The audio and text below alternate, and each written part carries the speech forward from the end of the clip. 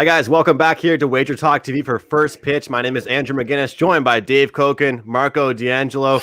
Well, guys, what a panel this might be. I think I'm really lowering the average of age here on this panel. That's for sure. We've got quite a bit of experience on this panel, and I'm not talking about myself. That's for sure. Marco, good to see you. Been a couple of days here. How are you? Doing good. Thanks for that intro with having the age factor there. Really appreciate that. But I gotta have some jokes sometime, Marco. I gotta have some fun sometime. No problem. You rotten kid. Well, it won't make too much of a difference now that I'm adding Tony Finn. We'll add him in here. So, Marco, how was your night last night, and what can you tell us you have up at WagerTalk for the next couple of days here?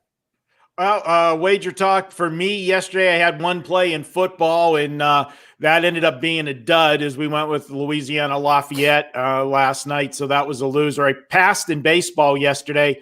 Baseball's been good. I haven't put a play up yet today. Still working on the games. And as we break this one down today, we're still trying to figure out who's pitching in one of them. We got half of the equation, but it makes it a little bit tough here with the unknown factor with these guys waiting so long. But if they have an edge and a loophole, do it. That's what they're doing. They're not announcing what they're doing until later. So we got to deal with it as sports bettors. For myself, yesterday was a 2-0 day in the Korean baseball organization, and unfortunately an 0-1 day on the diamond in the MLB. I probably talked about it for 10 minutes on that team total for the Dodgers. That would have taken just a minute to cash. Unfortunately, I ended up with a strikeout prop with Wright, and he didn't stay in the game too long, or at least in the actual game. As Dave and I said, he was out there for a while, but it was just one inning. Yeah. So overall, 2-1 day for me, including those KBO plays. Dave, how are you doing? I went nothing yesterday. I had no plays, but I'm done for the day today. I'm 1-0. I had an underdog winner in the KBO this morning, which was fun, and I don't have a play on the college football game, and I made numbers on the two baseball games based on what I thought would be the pitching matchups, and one of them is the same matchup, and one of them isn't, but it's kind of what I thought it might be anyway. So, but I do have a bunch of college football up, although one of those games just got postponed. This morning I had to play in Cincinnati against Tulsa, and I'll just say that I know I would have won that game, because I can say that because they're not playing it. So, but we have a lot of college football up this weekend. Excited for that, and we'll be adding other stuff. I want to hear about Tony Finn's adventure with the phone company. I'm not sure which provider, but apparently Tony had a phone issue, and I think we've all been there. We've all been there. This is one that everybody in the chat and all of us can agree with. Dealing with the phone company. The phone company is you can pretty much cancel about 3 hours out of your day when you're dealing with the phone company. I am assuming that's the way it went, Tony. Now, Tony, you're muted. Hey, you're muted. Let's try that again now. There you go. That's better. Actually, you know what? I kind of liked it the other way. Yeah, I've heard that before. I have to believe it because 1 billion Chinese can't be wrong. I've heard it more than once. So what happened with the phone? Accurate. You're accurate with the phone company. And here's a sad statement. It will sum it all up, and that is, and you're going to say, well, that's sad, Tony. But my schedule is so fragile that if I have to do something like that, 3 hours, it basically puts me behind 3 days on. It's just stupid. It's a sad statement in life, guys. Don't let your kids grow up to be sports investors. Don't do it because it's just. At least my life is consuming. So you're right. In fact, I didn't even finish. I told him, I said, listen, I have something I have to do. I have a conference to attend. I'm hanging up on you. I saved the what they call the case number. So I'll take it back up sometime next year when I have time. So yeah. And yesterday, guys, I split. I had the Dodgers, and I don't think I have to. It's not any secret to you guys. We've time and time again talked about Atlanta against left-handers. And a lot of people ask me, well, how can you play against Atlanta? They're red hot offense. They said, well, this isn't a play. This is a play against Atlanta's history versus left-handers. So that's why I did lose Tampa. I had Tampa Bay yesterday, so I split, but it's been pretty good. The postseason again has been pretty good to me, and I have football at the end of the show. We'll have the rest of my football of college and NFL for the weekend at WagerTalk, and only at WagerTalk. Yeah, Tony, it's funny you mentioned that, and not funny for you, but having that scenario before the show. I actually, in the 15 minutes before this show started, had both a politician and a charitable worker come to my door. So I had to, as politely and in such a smooth fashion, dismiss that and try and listen to their time. So took the brochures, took the time, and said, hey, I have to get to work so I could donate to that charity, or else I'm not going to be able to. I'll tell you one other sad thing. And this is, I have people come to the door all the time, and I just lie to them and say, listen, I'm on a broadcast right now. I have to go. And when I'm really not. So that's how I don't mess with me during my schedule. Really, just get away. I solved the political call problem. Yeah. And I don't get calls anymore. And I what I did was, whoever they're calling from, I lie and tell them that I'm voting for the other guy. Doesn't matter. Doesn't matter if it's that makes sense. If a Democrat calls, I tell them I'm a Republican. If a Republican calls, I tell them I'm a Democrat. You never hear from them again. Dave, it's funny. I know someone that does the exact opposite. They'll just be like, "Oh yeah, absolutely, you have my word." To everybody that calls, they'll just say, "Oh yeah, for sure, I'm with you." And they'll keep calling. Yeah, exactly. I don't want to be called. Look, I had three 5% plays in the MLB all season long. And this is my first 5% play here, or second of the playoffs. And I have one up here tonight in the Dodgers game. Dodgers take on the Braves, and we saw what happened yesterday. It's a matter of can it happen again? So grab that over at WagerTalk.com. First 5% play for me since I think 4 weeks ago now at this point, and just my third or fourth of the entire season. Also, UFC has been great as well. Dave, I know you and I have been doing shows together for several weeks, several months now at this point. I do pretty much one UFC play a weekend. I decided I wasn't doing that many 5%, but every play I released was a 4%. The run is now 14-2. Last 16, that's 4% plays. The one I like this Saturday is good enough to be upgraded to a 5% play, and that'll be posted this evening time. So haven't posted a 5% play in several weeks, and now just in one day, I'm going to have a UFC 5 and an MLB 5. Just wanted to get that out there, guys. Without further ado, like you said, Dave, let's talk some baseball. I'm going to throw it to you with the Rays and the Astros. Well, I really like what Kevin Cash is doing here. Some managers, I think, off losing yesterday would say, okay, well, we better get it done right now. And he is saying, yeah, you know what? We're still up 3-1. I'm going to make sure Blake Snell is on 4 days rest if we need him. And I'm going to make sure Charlie Morton's on 4 days rest if we need him in a 7th game. And we might win with the opener tonight. So it's going to be a bullpen night for Tampa. They're going to go with Curtis as the starting pitcher. Houston has not announced what they will do, but I think Houston's situation it's a little different. I mean, it's possible they'll go with a bullpen guy, but I don't know. You're down 3-1. You can't afford to take a chance, and I'm thinking he might go with Valdez. So I ended up with my number. I made the number with Snell versus Valdez, and it came out just about where the number is in the game. If it turns out to be opener versus Valdez, I'm sure the number will drop. And accordingly, Tampa will probably go down to maybe minus 120 or thereabouts. If Houston goes with a bullpen guy, the line will stay the same. So I'm basically not going to have a play in the game. But in terms of what I think will happen, look, I mean, Houston has some momentum now. After a 3-game stretch where everything it was Murphy's Law for them. Everything that could go wrong did go wrong. Altuve couldn't throw to a base and made 4 errors. They couldn't do anything with men on base. Not like they went wild last night, but at least they finally got a run batted in with someone in scoring position. First time they've done that in the entire series. And they got out of there with a win. So I think they'll feel good about themselves coming in. But this Tampa team, I don't think is going to be depressed at all about losing last night. If I had to pick a winner in the game, and I'm not going to play it, but I would go with Tampa. I think Tampa wraps it up tonight. Marco, we got Johnny in the chat saying, happy to see you, ready for some sweet trends and angles. So maybe you're ready to steal Ralph Michaels' nickname. I mean, that's definitely a big challenge ahead of you in order to do that.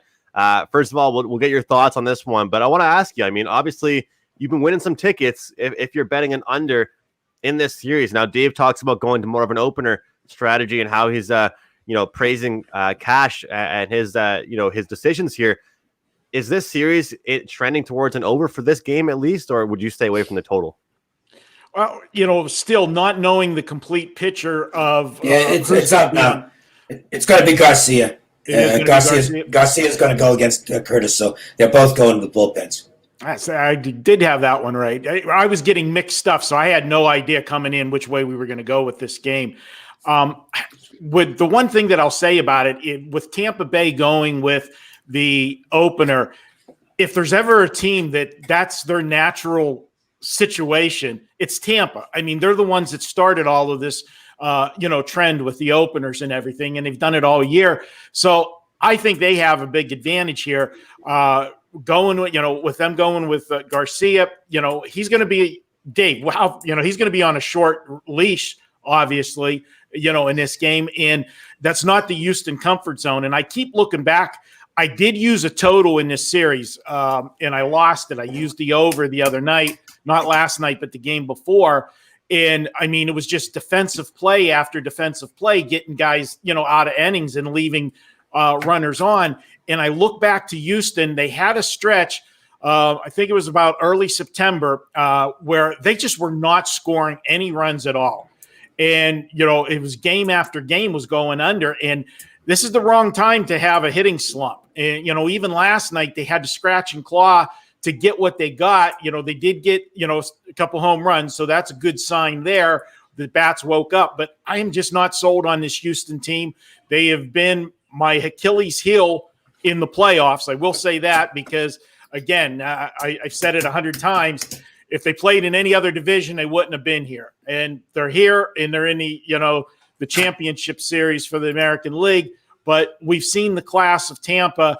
If this is a low-scoring game, like all of them have been so far, to me, that is a tremendous edge to the Tampa Bay side because that's the way they're built. That's not the way Houston's built, and that's the advantage to them. So for this one, I don't have a lot to say on. I do have a lot to say on the next one, but this one I'm up in the air right now. But I do have a weak lean to Tampa if I had to play it.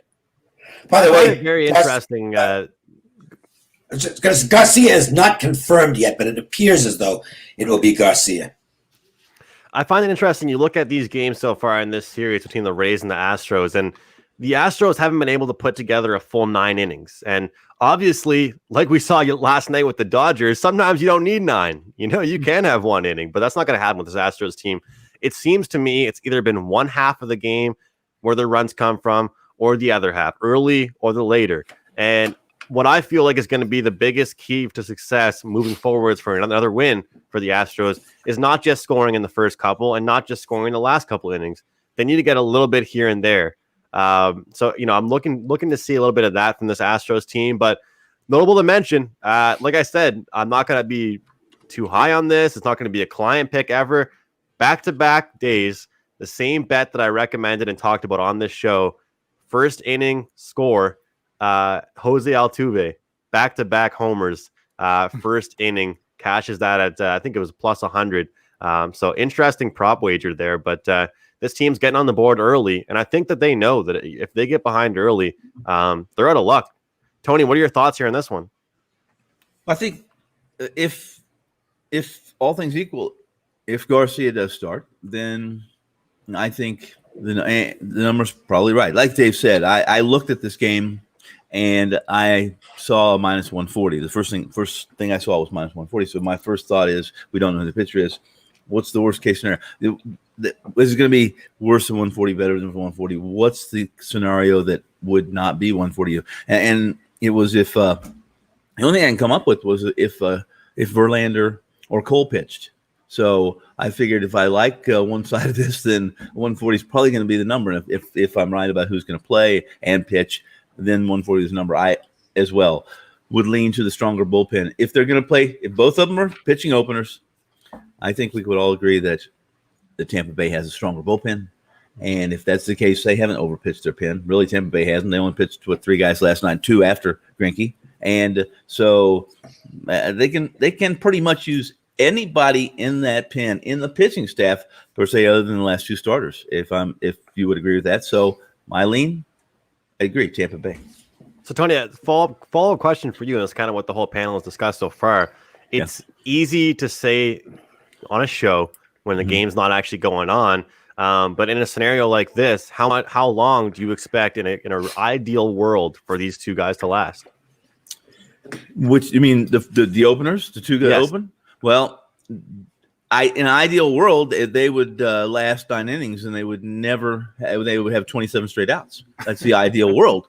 Right. I think that we know that's not going to happen. So what I'm saying is they pretty much have most of these guys, Garcia, be it Glasnow when he was actually part of openers, they all have a set number of innings or pitches per se, and that's typically followed the scheme unless somebody's really lights out and or not, let's put it this way, hasn't been stretched out to throw an extra 10 pitches, or whatever the case may be. These guys, we're getting ready to get a World Series, and I don't think there's a manager on earth, or at least not in my orbit, that's going to say I'm going to pull Glasnow or I'm going to pull whatever the case may be, because he's reached his innings limit or his pitch limit. If they need another out, I think you'll find that these managers will be flexible as far as what. And I really couldn't give you an answer, not one that I'd be confident in. Well, I'll try and jump in. Garcia did go. I think he went 5 innings in a start, and he went 4+ on another start. Those were, however, at the beginning of September, so I don't know, how stretched out he still is. Curtis, I would think the hope is that he goes at least into the 3rd inning. Okay, I think he could be out there for at least 1 trip through the order and maybe a couple extra batters, depending on how he's throwing the ball. So I don't think this is a 1-inning type of open for either team. I think they're looking to get – I'm quite sure the Astros, if it's Garcia, they're looking to get more out of him, maybe into the 4th or 5th inning. Curtis into the 3rd. Look, I'm seeing Garcia here as 4.5 Ks, and my gut instinct tells me to take the under. Yeah, I'm going to jump in and say, listen, if when it comes to openers and you're uncertain about this kind of situation, if you're just throwing darts, then I would think that's the right play. Under, I would always lean under. It seems, and use the expression "throwing darts," Tony. And look, that's completely fine, because to be quite honest with you, more of my stronger strikeout plays that I've ever had, and whether it's been a client play, I've only given a few of those out, or just a personal bet on this show, have been overs. Because those unders to me are mainly just thinking either 1, this guy's going to get touched up, or number 2, either way, he's going to be out of the game early. And seeing this 4.5 number at a relatively decent price, like I said, it reminds me of just that last week with Glasnow, where no matter how he played, we figured he'd be out of there early.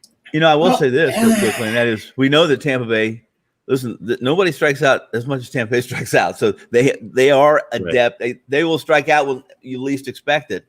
But in this case scenario, what's Garcia's average strikeouts per inning? If you think he's going to go 4 innings to 4.5, right, Dave? I mean, at 4.5 means 3 innings. Now, I mean, his strikeout ratio wasn't real high in his this year, but he only pitched 12 innings. But in looking at his 2019 numbers, now granted, this was at Class A, but he had 12.56 strikeouts per 9 innings in 43 innings at Low A, and then 14.8 strikeouts per 9 innings in 65 innings at High A. So he's definitely a swing and miss guy. He's got 2 pitches, fastball, slider. His changeup is a work in progress. I don't think his curve is much, but fastball, slider, he gets swings and misses. So I think that's a tough call. I mean, if he is out there, if he lasts as long as I think Dusty wants him to last, I think he's going over that strikeout number. But I have no way of knowing how long he's geared to go. And if he does get hit early, then they have to get him out of there. So I guess if I had to weigh it, Andrew, I'd probably go 55-45 on the under. But that's just a guess. Well, plus money's on the over, so if that means anything. at all. Guys, we'll move over to the next game here. It sounds like that one was a more interested, where the interest was from the panel here. Dodgers, Braves. I think I heard something on the radio today, and I wanted to bring it up, and I don't like to steal people's thoughts, but sometimes it fascinates me when someone says something that kind of sparks an interest to me. And what I heard was that the fact that so many times all of us have spoken about how short this season is in comparison to the usual season, just 60 games. So each team is going to go through a slump in their own way, shape, or form. However, what the Dodgers had for just a short period of time, we can't even really call that a slump. But the fact that in the late part of their game against the Braves, where they had a monstrous late inning and then a complete dominant first inning yesterday, you got to think the bats are hot again and they're feeling good about themselves. My question is, obviously, they probably weren't even ever feeling bad about themselves. And I talked ad nauseum yesterday about that team total, saying, if you're willing to lay minus 180 on a money line, why wouldn't you not be willing to lay minus 110 or 115 on a team total wager with these bats certainly heating up? I'll throw it to you first, Tony, in this matchup here. Yesterday, I didn't bet the Dodgers to win the series, but I ended up placing a wager on plus 1.5 games at a minus 110 price here. Now Kershaw is on the mound. I'm feeling pretty good about it. I would if I were you. Listen, I've gotten a little dark in this series with the recent news on Altuve and the buzzer and the Dodgers, Bellinger and company breaking that code of silence. You know, the direct order or the unofficial order from the commissioner that no one will. You know, there's a gag order. No one's going to discuss this, which is, I think, ridiculous. As soon as somebody tells me I can't discuss something in that kind of situation, I'm probably going to start talking in my sleep. But if you believe like I believe, and I'm getting dark in this, I don't think there's any way possible, even if we started the series today, that the Dodgers, I would say 2 days ago, are not going to be in the World Series. This whole drama of the sign stealing stuff, just especially Kershaw, and you look at his game 5 in 2017 when. Now they're saying, you know, everything he pitched, they knew was coming.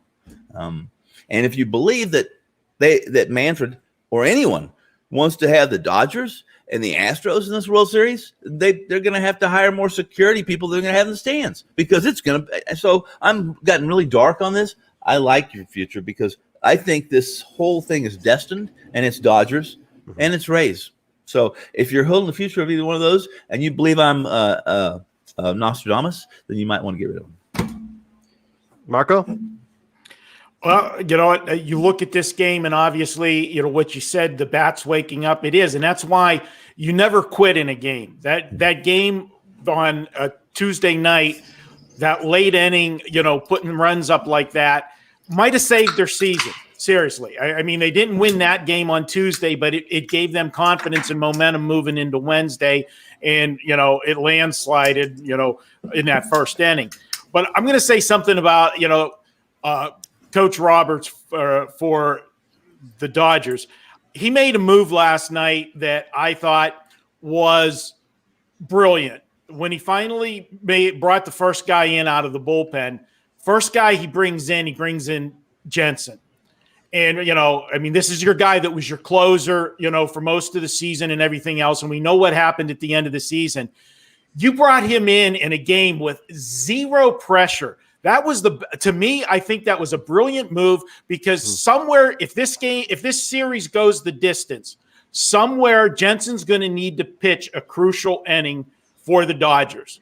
And to get him in there and get his head right, you know, yeah, I know it was a, you know, no pressure situation, but when you're struggling, that's what you need. In horse racing, we have to drop a horse in class when they're struggling, you know, just to get their confidence back. And I think it was a good move that, you know, maybe wasn't talked about enough.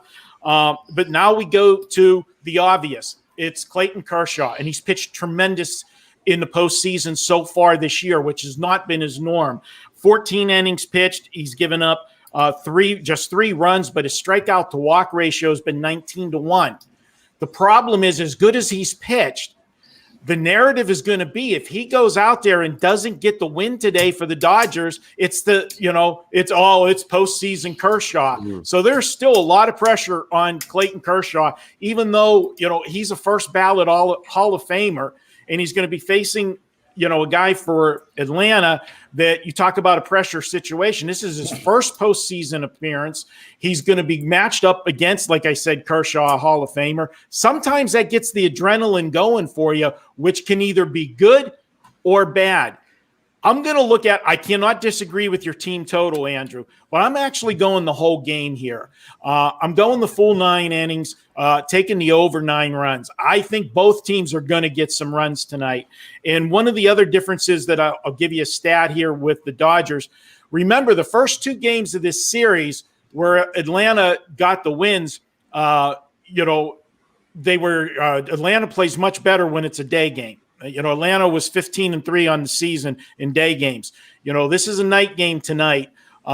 Big edge for the Dodgers. They're 38-17 in night games, averaging 6 runs per game. Atlanta 15-3 in day games versus 27-23 at night. That's a big split. So again, advantage to the Dodgers there. They score runs. I'm not going to step in front of the Dodgers, but I'm not laying that price. So for me, if I get involved, I'm going to take a little bit of a look at the over 9 runs in this one because with Kershaw on the mound, people are going to be leery of going over, but I think we're going to see some runs here. And if it does get out of hand, Atlanta is not going to, they're not going to waste their bullpen on quality guys. It's still a 2-2 series. And to me, Marco, it's shocking that a lot of people don't believe in that mindset that although the Dodgers didn't win that game, when they came to life in the tail end of that game, it means something. I remember growing up playing sports. You're playing the number 1 team in the league. At least you can leave that game and say, hey, we didn't get absolutely destroyed. We didn't lose by 20 points. We kept it close talking about basketball. And, it's a mental hurdle. And I think if people don't believe that, they don't believe there's any, mental toughness in sports, it still is a loss. Yesterday, the Braves still lost that game, but boy, did they lose it. They didn't just, it counts as one loss, Dave, but it also has to be something to be talked about as far as the momentum shifter. Well, yeah. And listen, the Dodgers are going to have tremendous confidence coming into this game because they got Kershaw on the mound and he's, forget the postseason stuff. he's still a great pitcher and he was quite good in his postseason start so far this year, and they're facing another rookie in Bryce Wilson, he hasn't pitched since September 27th. He made 2 starts. One was quite good against Miami. In fact, it was really good. The other one was he got kind of lucky against the Red Sox. He had base runners all over the place and managed to escape without too much damage. But he's facing a big-time lineup here. You got to wonder if he gets the deer in the headlights syndrome like Wright had last night because it clearly the pressure got to Wright. It's really tough for me to make a case for the Braves here. I think they're doing the smart thing, sending a lefty out there. There was some buzz, and I don't know where it came from, that they'd be going with Fried maybe as much as 3 times this series. Not a chance. Mm-hmm. Fried was not going to pitch on 2 days rest here. Come on. 2 days rest and then 2 days rest again? I don't even know if he pitches on 3 days rest. I think if the Braves happen to win this game and go up in the series, I would say that there's a very good chance that he might not even pitch Game 5 because you can't use him in both Game 5 and Game 7. So that's the perils of no days off in this series. So they're going to hope for the best with Wilson tonight, and we'll see what he can do. I don't think he can beat Kershaw. I'm not going to lay $2 and change to find out if I'm right or not. I guess I can't argue against people who do what they did last night. If you bet the Dodgers runs line last night, why not come back with it again? But I'll be just sitting this game out. I made the price about 198, I think, with Wilson and Kershaw. So, it's minimal value on Atlanta. In fact, it's not even value when you punch in the line. So it's an easy pass for me. I wish I could tell you more, but that's, if it's a big favorite, I'm generally not going to get involved in it. And that's the case here. Hey, that's the name of the game. Nobody's Nobody's forcing you to make a play, and I think that you've done a great job, Dave, and you don't need me to tell you that, of selecting your plays and staying within your volume. So, look, 2 games, obviously 2 outstanding matchups again. Every day I'm waking up looking at breaking down these games, and it's just a new story. Obviously, now with this Dodgers team, they're right back in this series. Guys, Marco, Dave, Tony, best of luck. Everybody out there, grab our plays at WagerTalk.com. I have my first 5% play in probably about a month now, so grab that over at WagerTalk and enjoy your